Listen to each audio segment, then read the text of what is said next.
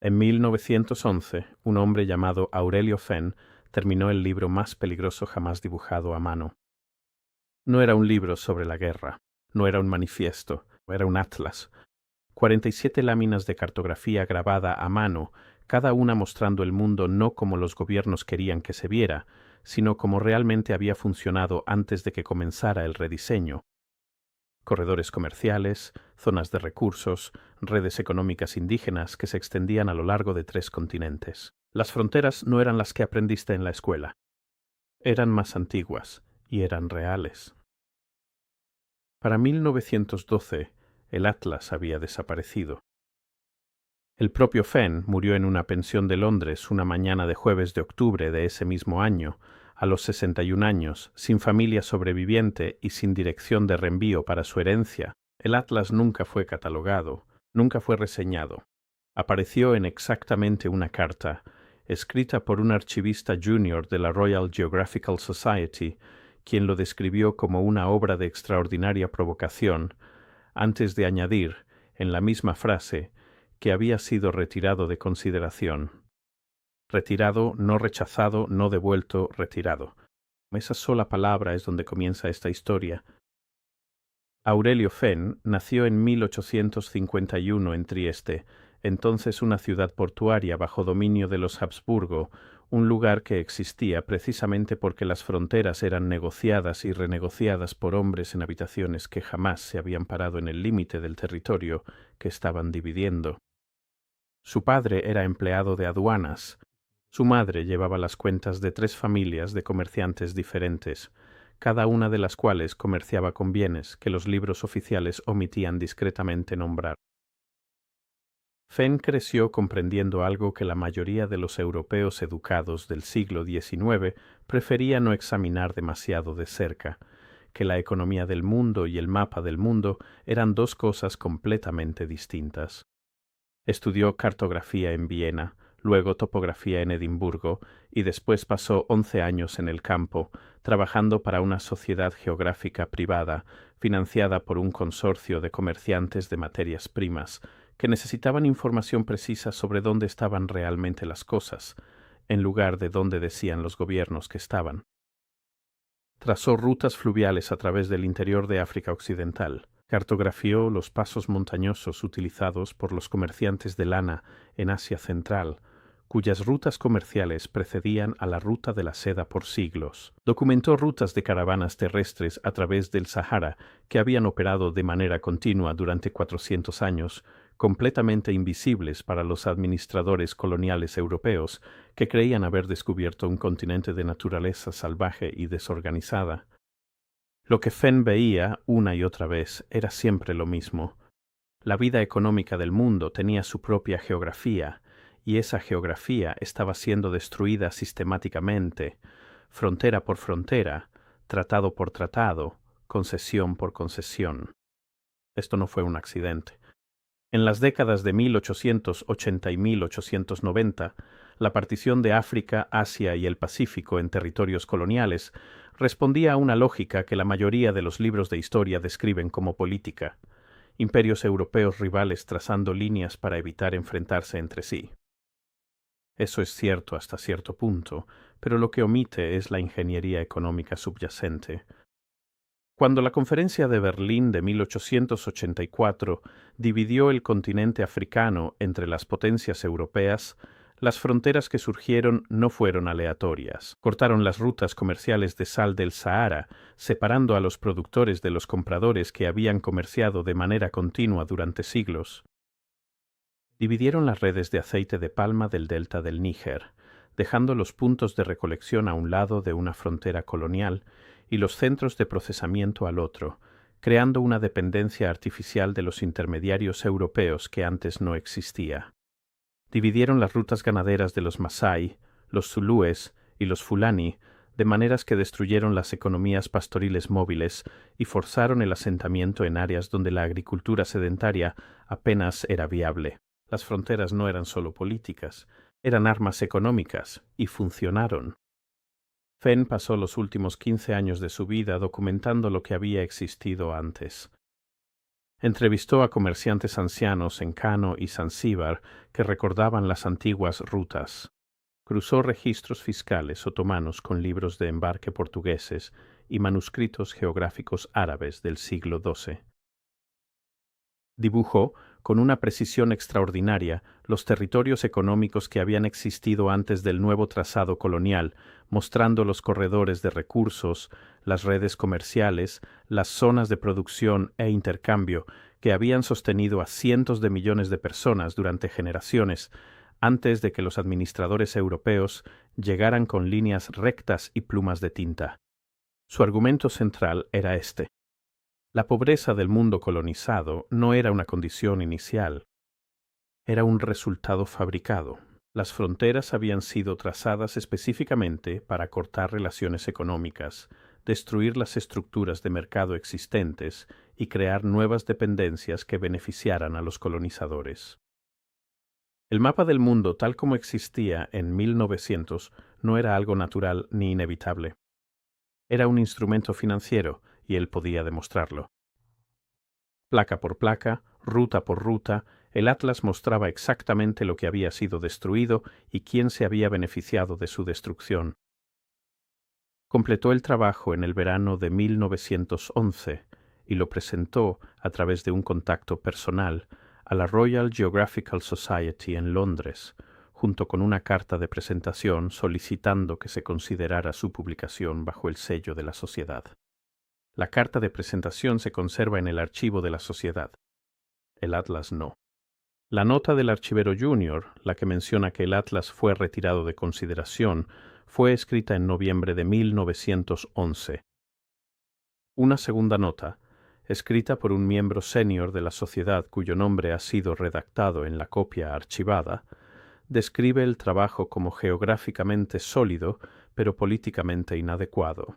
Un tercer documento, un breve memorando interno fechado en enero de 1912, señala únicamente que la presentación de Fenn ha sido devuelta al autor, pero Fenn, quien para ese momento vivía en una sola habitación alquilada en Paddington, no dejó ningún registro de haberla recibido de vuelta.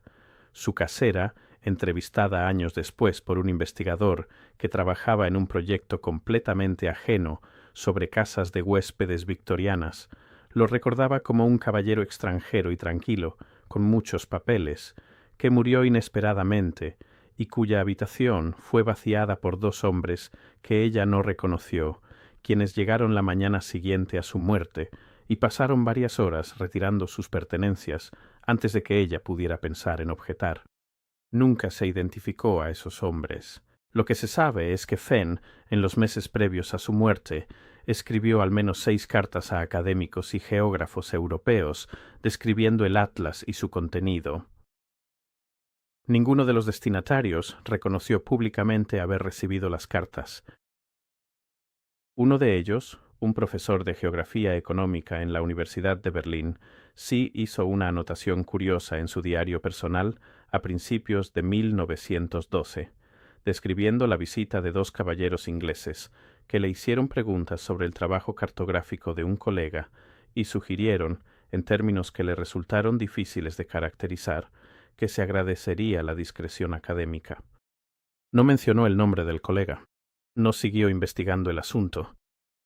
La anotación en el diario fue descubierta por su nieta en 1987, quien donó sus papeles a un archivo universitario donde permanecieron sin ser examinados durante otros 30 años. El atlas nunca ha reaparecido. No se conoce la existencia de ninguna copia.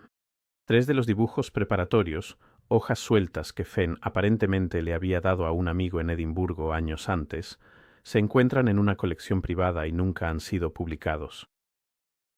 Un investigador que las examinó en 2003 las describió como representaciones de redes comerciales en la cuenca del lago Chad que, de ser precisas, modificarían sustancialmente la historia económica estándar de África Occidental.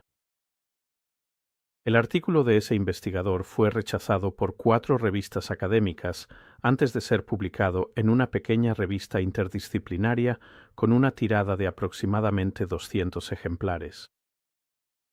Esto es lo que hace que esta historia sea más que la de un hombre y un libro.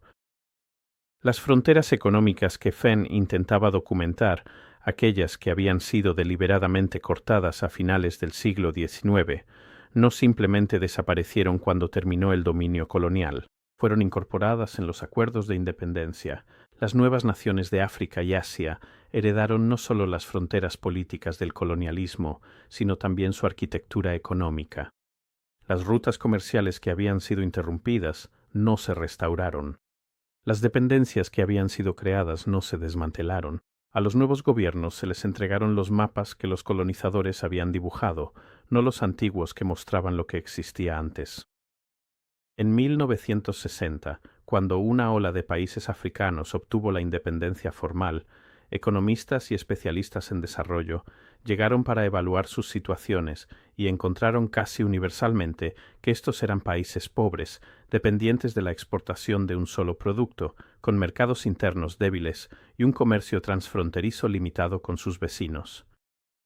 Esto se diagnosticó como un problema de desarrollo, una cuestión de instituciones, gobernanza y capital humano. Los programas de ajuste estructural de los años 80, los marcos de condicionalidad del Fondo Monetario Internacional, las arquitecturas de ayuda extranjera de las décadas siguientes, todos ellos se construyeron sobre la suposición de que la pobreza en el mundo anteriormente colonizado era una condición inicial, un estado natural del que estos países necesitaban desarrollarse. Lo que habría mostrado el Atlas de Fenn, si alguien hubiera podido verlo, era que esa suposición era falsa. La pobreza no era una condición inicial, era una consecuencia. La geografía económica que había sostenido estas regiones fue destruida metódicamente, y esa destrucción fue cartografiada, documentada y luego borrada del registro histórico. El propio acto de borrar era el objetivo.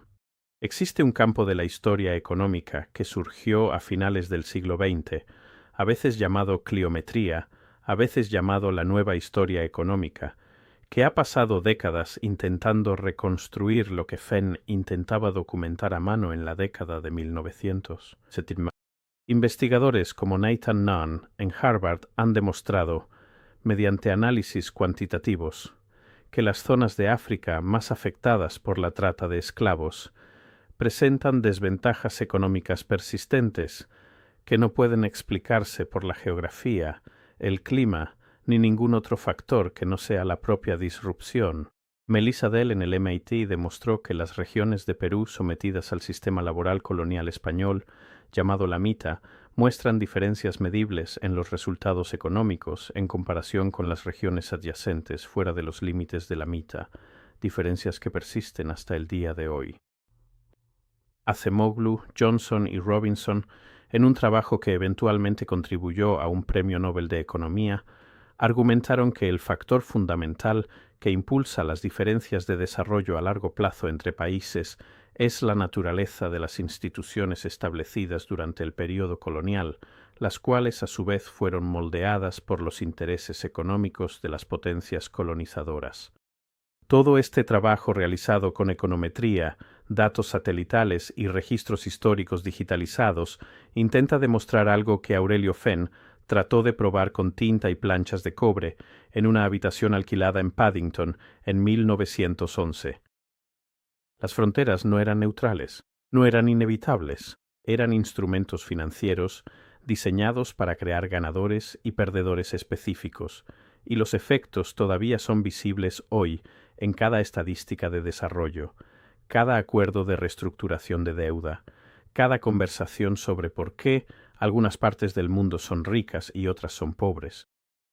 Fenn lo sabía. Él lo dibujó y el dibujo le fue arrebatado.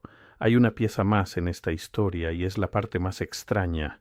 En 2019, un investigador que trabajaba en los archivos privados de una empresa británica de comercio de materias primas, que había estado activa en África Occidental a finales del siglo XIX y principios del XX, encontró una única referencia a un pago realizado en noviembre de 1911, descrito en el libro mayor únicamente como HAG, Consulta Geográfica, Resolución del Asunto Fenn. La empresa tenía amplias conexiones con los hombres que dirigían la Royal Geographical Society en ese momento. El pago era considerable. El destinatario figuraba solo por sus iniciales. el asunto Fenn, como si se tratara de una transacción, como si un atlas lleno de pruebas fuera simplemente una complicación por resolver, una cuenta pendiente por saldar. No sabemos a dónde fue a parar el atlas. No sabemos quiénes eran los dos hombres que vaciaron la habitación de Fenn la mañana después de su muerte. No sabemos qué ocurrió con las 47 planchas de cobre grabadas a mano que mostraban el mundo económico que el colonialismo sepultó. Esto es lo que sabemos. Alguien pagó para hacerlo desaparecer. Y durante más de un siglo funcionó. El mapa del mundo que aprendiste en la escuela fue una elección. Fue dibujado por personas con intereses específicos para producir resultados concretos y luego enseñado a generaciones de niños como si fuera simplemente la verdad. Aurelio Fenn dedicó su vida a intentar mostrarte el mapa que está debajo de ese mapa, el que mostraba lo que existía antes del rediseño, el que dejaba claro que la pobreza, la riqueza y las brechas de desarrollo que tanto nos esforzamos en explicar no fueron accidentes de la historia, fueron el plan. Su atlas desapareció en 1912, pero la pregunta que planteaba nunca se ha ido. Las fronteras siguen ahí, las rutas comerciales siguen cortadas, las dependencias siguen produciendo los mismos resultados para los que fueron diseñadas. Y cada año, el mundo celebra otra cumbre sobre la pobreza global y publica otro informe preguntándose por qué la brecha se niega a cerrarse. La respuesta fue grabada en planchas de cobre por un hombre en una habitación alquilada en Paddington, y luego fue tomada, y la habitación fue vaciada, y el mundo siguió adelante. Pero los mapas tienen una forma de sobrevivir, incluso aquellos por los que alguien pagó para que desaparecieran.